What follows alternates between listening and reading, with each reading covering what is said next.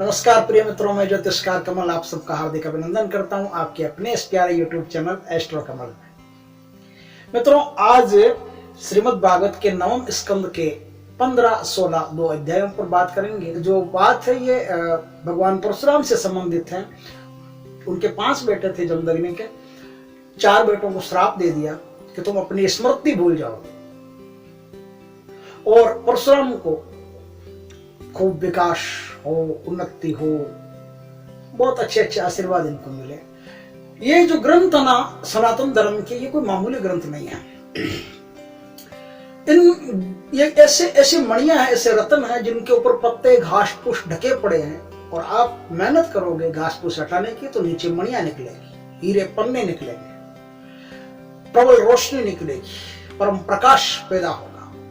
तो परमात्मा से प्रार्थना करके श्रम करना पड़ता है भाई, क्योंकि परशुराम की पूरी कथा ही श्रम की कथा है। परशुराम अपने जीवन में कुरुक्षेत्र में 5 तालाब बनाते, समंत पंचक नाम से। उन 5 तालाबों को क्षत्रियों के खून से भरते हैं, और 21 बार इस पृथ्वी पर परशुराम क्षत्रिय वंश का नामो निशान मिटा देते। कुछ ज्यादा नहीं लग रहा।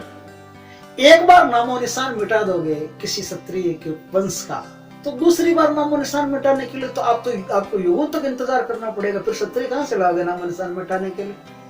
फिर 21 बार तो बहुत ज्यादा पड़ता है।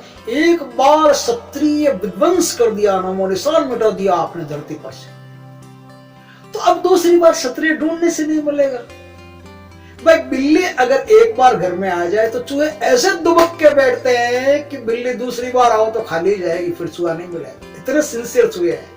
पता नहीं कौन सी यूनिवर्सिटी से पढ़ के आते हैं बेटे। एक बार बिल्ली दिखाई दे जानी चाहिए, बस छोटे से छोटा चूहा नहीं निकलेगा। परशुराम जी एक बार अगर सफाया कर चुके हैं तो छोटे से छोटा क्षत्रिय भी दुबक के आराम से बैठ जाएगा। किस लिए वो पे युद्ध करेगा? क्या जरूरत है उसको? सफाया कर दिया क्षत्रियों का 21 बार, और आज भी क्षत्रियों की संख्या कम नहीं है। फिर ये क्षत्रिय ऐसा कौन सा टॉनिक खाते हैं कि हर बार उतने ही बढ़ जाते हैं? हर बार परशुराम को फिर फरसा गंडा सा लेकर के मेहनत करनी पड़ती है, फिर क्षत्रियों का गला काटना पड़ता है, फिर तालाब भरने पड़ते हैं, और फिर महेंद्र पर्वत पर जाकर के बैठ के तपस्या करनी पड़ती है, फिर आते हैं। 21 बार ये क्रम चलता रहता है। जरा तो जोर दो दिमाग पर, थोड़ी तो आप कहानियों से बाहर निकल करके कथाओं में घुसो भाई। क्या ऐसा संभव है? यह संभव है कि 21 बार को क्षत्रिय वंश पैदा हो, वापस हो, उतना का उतना प्रखर हो जाए, और फिर उनको उतना का उतना विध्वंस करना पड़े, और फिर क्षत्रियों को। मैंने तो यह सुना कि परशुराम जी ढूंढ ढूंढ के पूछते हैं, बता तू कौन है? और वो कहता नहीं मैं तो सुनार हूं। क्षत्रिय कहता मैं तो नाई हूं। क्षत्रिय कहता मैं तो कुमार हूं। क्षत्रिय कहता मैं तो चमार हूं। कोई कहता मैं तो धोबी हूं। और वो जातियां बन गई। ऐसे पकड़ पकड़ के यार तुम धरती पर से कितने क्षत्रिय मिटा दोगे? अटक से मिटाओगे, कटक के बच जाएंगे, कटक से मिटाओगे, अटक के बच जाएंगे, दिल्ली से मिटाओगे, देहरादून के बच जाएंगे, देहरादून से दिल्ली। कब पहुंचोगे? कितनों को पकड़ोगे यार? तो एक जगह तो है नहीं सारे क्षत्रिय एक ही गोदाम में बंदो पकड़ पकड़ के पूछते चल निकलता जा, जाते बताता। ऐसा नहीं, वो तो जगह जगह बिखरे, यत्र तत्र सर्वत्र, चारों जगह बिखरे। किस किस को पकड़ोगे? कितनी बेवकूफाना बात है। लेकिन इस बात में कितना गांभीर्य है, ये गांभीर्य आज ये कथा बताएगी। अगर आप मेरे साथ बने रहे तो बताएगी, नहीं तो वही 7 व्यू आते हैं मेरे वीडियो पर, तो वही 7 व्यू आप देखे चले जाना। क्योंकि धर्म को सुनना भगवान की कृपा होती है, तब पैदा होता है। समुद्र मंथन से घोड़ा निकला था, आपको पता है? उसका नाम था उच्च श्रवा। उच्च श्रवा का मतलब क्या होता है? उच्च श्रवा का अर्थ होता है ऊंची आवाज को सुनने वाला। उच्च श्रवा अश्व, यानी ऊंची आवाज को सुनने वाली शक्ति। शक्ति को अश्व से प्रदर्शित करते हैं। नहीं कहते mega horse power, 10 mega horse power. Horse power का मतलब होता है अश्व, घोड़े की शक्ति। घोड़े को शक्ति के रूप में प्रदर्शित करते हैं। तो उच्च श्रवा जो निकलता है, उच्च श्रवा का अर्थ होता है ऊंची आवाज को सुनने वाली शक्ति। ऊंची आवाज को सुनने वाली शक्ति कम पड़ गई है साहब, ये तो समुद्र मंथन से निकलती है। ऐसे ही थोड़ी ऊंची आवाज को, ऊंची आवाज तो परमात्मा की आवाज, और परमात्मा की आवाज को सुनने वाली शक्ति मंथन से निकलती है। समझे ना? ऐसे ही नहीं कि उच्च श्रवा किसी कोई आया बेचने, घोड़े पकड़ के घोड़ा खरीद लिया, बता कितने रुपये ले जाने। समुद्र मंथन से निकलता है, तब वो पावर ऐसी होती है जो परमात्मा की आवाज को सुन सके। तो परमात्मा की आवाज को सुनने वाली शक्ति का नाम उच्च श्रवा है। ये उच्च श्रवा जिसके अंदर होगा वही प्रभु की बातें सुन सकता है। हर कोई प्रभु की बातें नहीं सुन सकता। आप देखना 10 दिन 15 दिन बाद में मेरा जो वीडियो उसको देखना कितने व्यू आए, क्योंकि ये सारी बातें मैं अपनी तरफ से नहीं कह रहा हूँ, सारी बातें प्रभु की दी हुई है। जब मैं पढ़ रहा था तो परमात्मा देता जा रहा था, देखो बेटा मैं तुझ पर कृपा कर रहा हूँ, ये देखिए ये बात ये है, ये बात ये है, ये बात ये है, ये बात ये। आज हम परशुराम जी की बात पर बात करते हैं। तो परशुराम जी को समझने से पहले उनके पिताजी को समझना जरूरी है, क्योंकि उनके पिताजी भी परशुराम जी से किसी भी हालत में कम नहीं है। 2 बाप बेटे हैं, एक बेटा अमर है, परशुराम जी अमर है, तो सप्त चिरंजीवों में उनका नाम आता है, परशुराम जी अमर है। और दूसरा जो उनके पिता है, उनके पिता का नाम सप्त ऋषियों में आता है, जमदग्नि सप्त ऋषियों में आता है। 7 ऋषियों में सबसे आखिर के ऋषि जो है वो जमदग्नि है। तो सबसे आखिर के ऋषि जमदग्नि है। दोनों बाप बेटे कम नहीं है। भगवान का अवतार ऐसे ही धरती पर नहीं होता, और भगवान का अवतार होता है तो आपको बिना कुछ इस धरती पर दिए ऐसे ही नहीं जाता है। भगवान का अवतार होता है तो इस धरती पर कुछ न कुछ ऐसी कृति बिखेर के जाता है जो युगों तक आपके काम आए। अगर ऐसी कृति बिखेर के नहीं जाए तो अवतार का मतलब क्या है? अवतार का लेना देना क्या है? अवतार का कुछ अर्थ है, कुछ परमात्मा, कुछ चैतन्य मूर्तियां इस धरती पर उतरती जो जन्मजात चैतन्य होती है, वो इस धरती पर आती है तो धरती का अहोभाग्य होता है। और ये धरती की पुकार ही होती है कि जिसके कारण से वो आते हैं। धरती ऐसा, अब आपको धरती तो जड़ पदार्थ है, नहीं अब जड़ पदार्थ नहीं, अब आप ऐसा नहीं कह सकते कि धरती जड़ पदार्थ है। ये वेदों में जब लिखा था ना भूदेवी और श्रीदेवी, तब आप कह सकते थे देखो कितने मूर्ख हैं, धरती को देवी बना रहे हैं, भूदेवी धरती को देवी बना रहे हैं। तो ये कोई देवी है? विष्णु की पत्नी है भूदेवी, और श्रीदेवी कोई देवी है? ये हिंदू तो जड़ जन्म जाति बेवकूफ बनाने का काम करते हैं।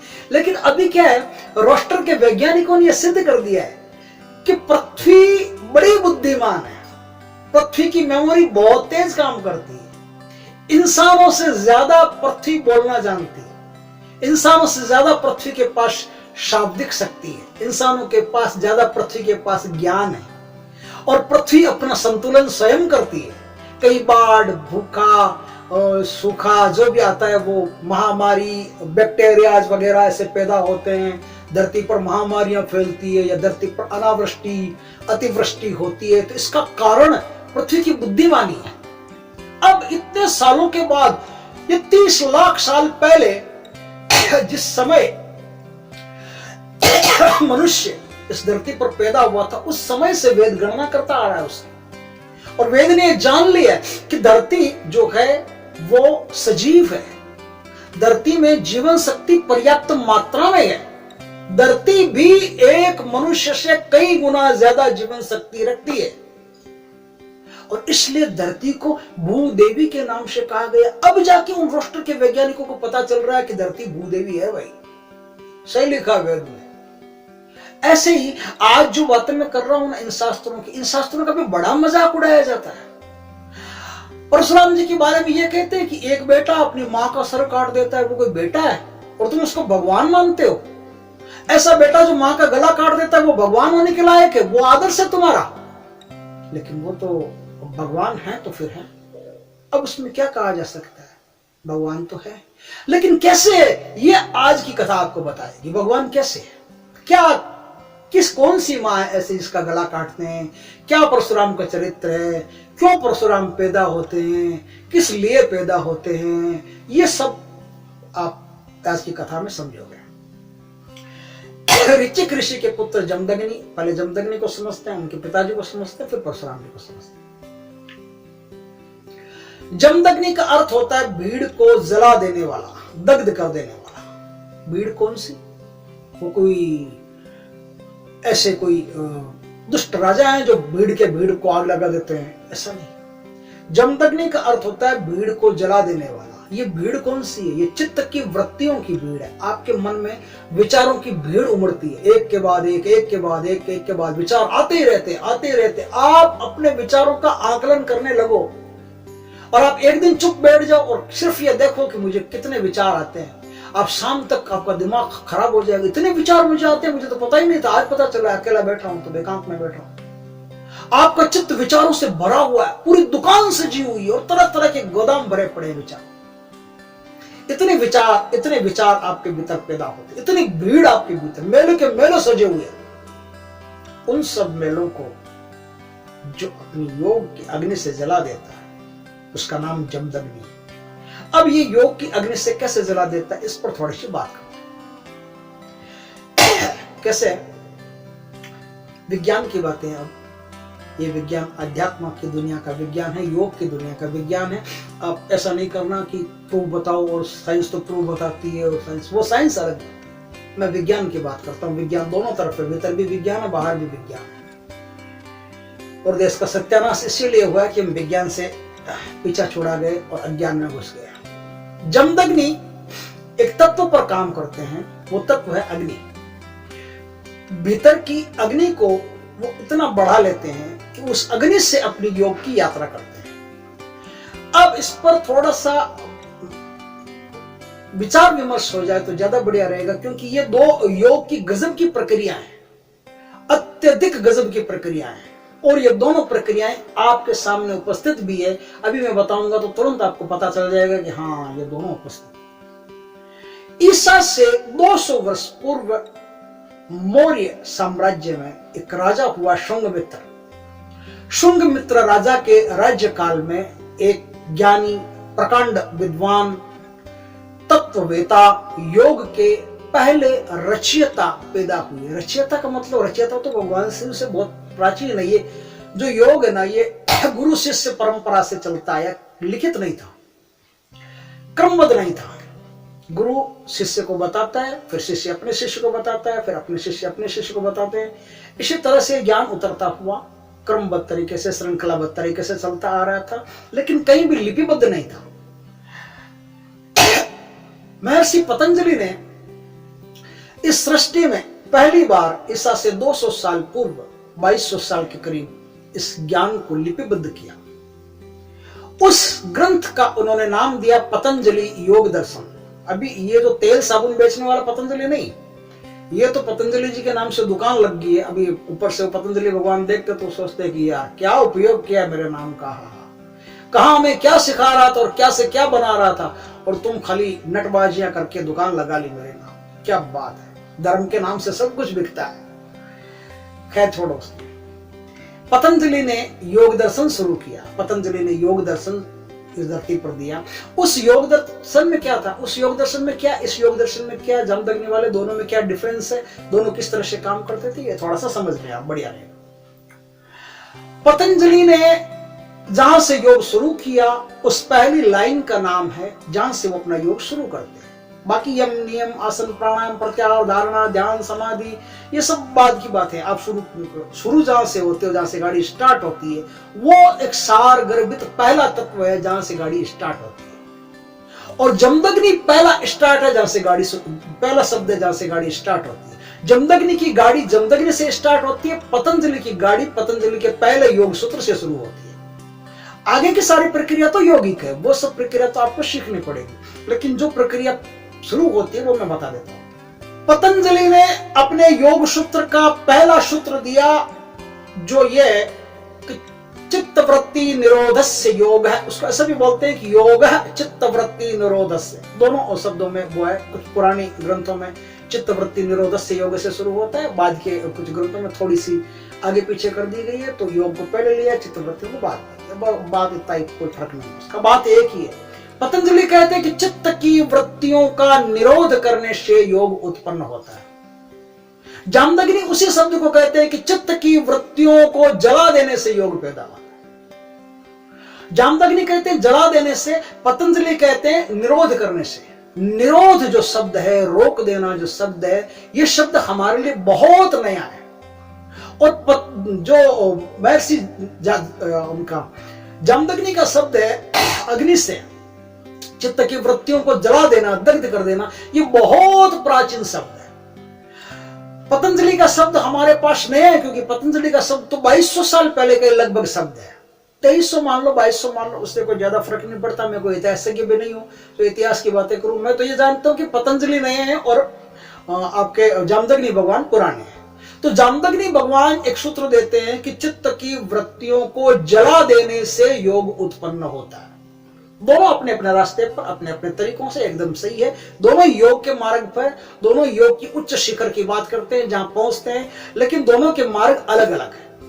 अब क्या है, पतंजलि का मार्ग पकड़ा हिंदुओं ने, और जो मार्ग जमदग्नि का था उस मार्ग को पकड़ा जैनों ने। समझ लेना थोड़ा सा कथा, अभी पूरा कहानी समझ में आ जाएगा। कई अगर मैं कहूं कि जो जैन कर रहे हैं वो तो महर्षि जमदग्नि का दिया हुआ मार्ग, कोई जैन नहीं कहेगा, बोलेगा तू बेवकूफ बना रहे हो, खुद पता नहीं क्या हमको सिखा रहा है, ये तो उनका फिर वो बातें करते रहेंगे। लेकिन आपको पता नहीं है, जो मार्ग शरीर को सुखाकर कांटा बना दे और चित्त में प्रबल अग्नि पैदा कर दे, एक ऐसी अग्नि पैदा कर दे जिस अग्नि के शिखाओं में आपकी विचारधाराएं जल करके समूल नष्ट हो जाए, वो मार्ग सबसे पहले इस धरती पर भगवान शिव के बाद में भगवान जामदग्नि तक वो मार्ग पहुंचा। और जामदग्नि उस मार्ग को देते हैं योग का पहला मार्ग, जो अग्नि के द्वारा परमात्मा तक पहुंचा जाता है। इसीलिए आप देखो जगह जगह यज्ञ करते हैं, लोग यज्ञ करते हैं ना, स्वाहा स्वाहा, उसका मतलब क्या है? उसका मतलब यह है कि उस जमाने में अग्नि के द्वारा चित्त में विचारधाराओं को, विचारों को जला करके भस्म कर देने की प्रक्रिया थी। यह विज्ञान अति प्राचीन विज्ञान था। जैनों के पास जो विज्ञान है वो अति प्राचीन विज्ञान है। जैन क्या करते हैं? ज्यादा से ज्यादा उपवास करते हैं। जैनों की पूरी साधना अग्नि पर टिकी हुई है। जैन ज्यादा से ज्यादा उपवास करेंगे। जैन ऐसे स्थान पर रहेंगे जहां गर्मी है। जैन पहाड़ों के ऊपर रहेंगे जहां हरियाली, प्रकृति वगैरह ऐसा नहीं है, ऐसे स्थान पर जैन रहेंगे। उपवास ज्यादा करेंगे, भूखे ज्यादा रहेंगे, गर्म पानी पिएंगे, ठंडा पानी नहीं पिएंगे। रात को पूरा सूखा हो जाना पड़ता है, पूरा पानी नहीं, रात को पानी नहीं पिएंगे। उन्होंने इसको धर्म से जोड़ा था कि आदमी रात को पानी नहीं पिए, इसलिए उन्होंने इसको पाप वगैरह ऐसा कुछ बताया। मुझे पता नहीं, जैन धर्म मैं जानता नहीं, लेकिन जो बात मैं जानता हूं वो बात यह है कि जैन रात को पानी नहीं पीते। उनको धर्म से जोड़ करके बता दिया था कि धर्म को लोग मानते हैं, डर के मारे लोग धर्म के शरण में जाते हैं और धर्म को मान लेते हैं, पकड़ लेते हैं। और अगर ज्ञान की बात बताओ, विज्ञान की बात बताओ, तो विज्ञान तो सबूतों के आधार पर टिका है, साक्ष्यों के आधार पर टिका है। तो विज्ञान साक्ष्य कोई दिया नहीं जा सकता, इसलिए धर्म से जोड़ करके बात को कहा जाता है। जैन का पूरा धर्म, जैन का पूरा साइंस, जैन का पूरा विज्ञान अग्नि पर टिका है। लेकिन हिंदू का ऐसा नहीं। हिंदू का पूरा विज्ञान पतंजलि के योग पर टिका है। हिंदू का पूरा विज्ञान पतंजलि के योग पर इसलिए टिका है कि पतंजलि का काम है निरोध, और निरोध करोगे किससे? जल जो होता है, प्रवाह जो होता है, पतंजलि मानता है कि प्रवाह को रोक देना निरोध है। और जमदग्नि मानता है कि हवा में जो चीज चल रही है चित्त में, वो हवा में चल रही चीज को जला देना योग है। दोनों का अलग अलग तत्व से काम हो रहा है। पतंजलि का काम जल से हो रहा है, वो जल तत्व को शरीर में ज्यादा से ज्यादा बढ़ा रहा है, क्योंकि पतंजलि जानता है, पतंजलि एक बात को अच्छी तरह से जानता है कि तैतरेय उपनिषद आदि में ऐसा लिखा हुआ सबसे पहले है कि मनुष्य के शरीर में 73% तक जल है, 73% तक जल है। बाद में विज्ञान अलग अलग को कहता है, कोई 76% बताता है, कोई कम बताता है, कोई ज्यादा बताता है। सही में पैमाना अभी तक किसी के पास भी नहीं है, लेकिन औसतन यह है कि मनुष्य के शरीर में अत्यधिक मात्रा में जल है। तो पतंजलि कहते हैं कि जल को, जल से ही जो विचारधारा उठती है उसको जल से ही रोका जा सकता है, क्योंकि जल से रोकने का कारण है कि सबसे ज्यादा जो तत्व आपके शरीर में विराजमान है उसी तत्व को सबसे ज्यादा काम में लिया जा सकता है। इसलिए पतंजलि अपने योग दर्शन में पानी से आगे बढ़ने की कलाकारी बता रहे हैं, योग बता रहे हैं। और जमदग्नि अपने योग शास्त्र में, अपने योग विधियों में अग्नि से आगे बढ़ने की टेक्निक बता रहे हैं। इसलिए जमदग्नि के जो पुत्र है वो अग्नि तत्व से उत्पन्न परशुराम है। ऐसे महर्षि जिसने अपनी चित्त की वृत्तियों को जला लिया और परमात्मा बन गए, चाहे वो अग्नि से बनो चाहे पानी से बनो, उससे कोई फर्क नहीं पड़ता। फर्क आपकी चित्त की वृत्तियों का शून्य होने से है। चित्त की वृत्तियां शून्य हो गई तो अब आगे की दुनिया है वो परमात्मा की दुनिया। तो चाहे पतंजलि का तरीका हो या जमदग्नि का तरीका हो, तरीका कोई भी हो, मंजिल एक ही है, मंजिल दोनों की एक है कि परमात्मा तक पहुंचना है। तो आप देखना कि चित्त वृत्ति निरोध करके पतंजलि पानी के द्वारा पहुंचते हैं और जमदग्नि अग्नि के द्वारा पहुंचते हैं। जमदग्नि का यह अर्थ ऐसे महर्षि जिनके यहां अग्नि तत्व से एक पुत्र उत्पन्न होते हैं, 5वें नंबर के पुत्र हैं। 5वें नंबर के पुत्र का मतलब क्या है? शीत, जल, पावक, गगन, समीर, ये 5 तत्व हैं। इन 5 तत्वों में सबसे आखिरी का तत्व अग्नि है। अग्नि का निर्माण सबसे आखिर में इस सौर मंडल में हुआ है। सौर मंडल में सबसे पहले पानी पैदा हुआ, फिर पानी से पृथ्वी पैदा हुई, फिर आकाश पैदा, पहले आकाश था, आकाश में फिर पृथ्वी पैदा, पानी पैदा हुआ, पानी में पृथ्वी पैदा हुई, पृथ्वी में हवा पैदा हुई, फिर हवा से अग्नि पैदा हुई। अग्नि सबसे आखिर का तत्व है, सबसे बाद में जो निर्मित हुआ है वो अग्नि तत्व है। तो जमदग्नि भगवान के सबसे बाद में, सबसे आखिर में जो पुत्र पैदा होता है वो परशुराम है। अग्नि तत्व से परशुराम आवेश अवतार लेते हैं। 6 नंबर का अवतार है, आवेश अवतार है, इनका अवतार होता है। इनका अवतार होता है, भगवान किस लिए कहते हैं उसको जरा समझ लेना। इनका अवतार जो होता है परशुराम जी का, वो होता है वैशाख मास में। वैशाख का अर्थ क्या होता है? वैशाख का अर्थ होता है वैशाख, जिसकी कोई शाख नहीं है, जिसकी कोई ब्रांच नहीं है। ब्रांच किसकी नहीं होती है? जो अद्वैत है, परमात्मा अद्वैत है, उसकी कोई ब्रांच नहीं है। दूसरा परमात्मा जैसा परमात्मा कहीं नहीं होता ही नहीं।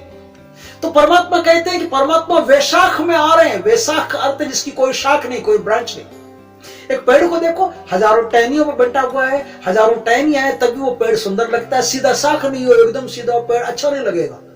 लेकिन पेड़ ऐसा नहीं हो सकता, परमात्मा ही ऐसा हो सकता है कि परमात्मा संपूर्ण हजारों लाखों ब्रह्मांडों में एक ही परमात्मा है। 2 परमात्मा नहीं हो सकता।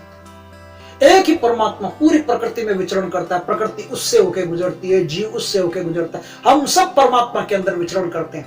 इसलिए परशुराम जी जब पैदा होते हैं तो उनको कहते हैं कि परशुराम जी वैशाख में पैदा हुए। वैशाख का मतलब आप समझ गए, जिसकी कोई शाख नहीं, कोई ब्रांच नहीं, कोई टुकड़ा नहीं, कोई भाग नहीं, कोई अंग नहीं, एक ही परमात्मा, अद्वैत परमात्मा।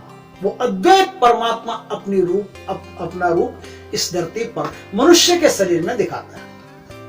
अब आप उसको चाहे द्वैत मानो, अलग अलग मानो, कुछ भी मानो, ये आप पर डिपेंड है। परशुराम एक ब्रह्म, एक परमात्मा, एक परमात्मा इस धरती पर आता है। तृतीया के दिन आता है, शुक्ल पक्ष में आता है।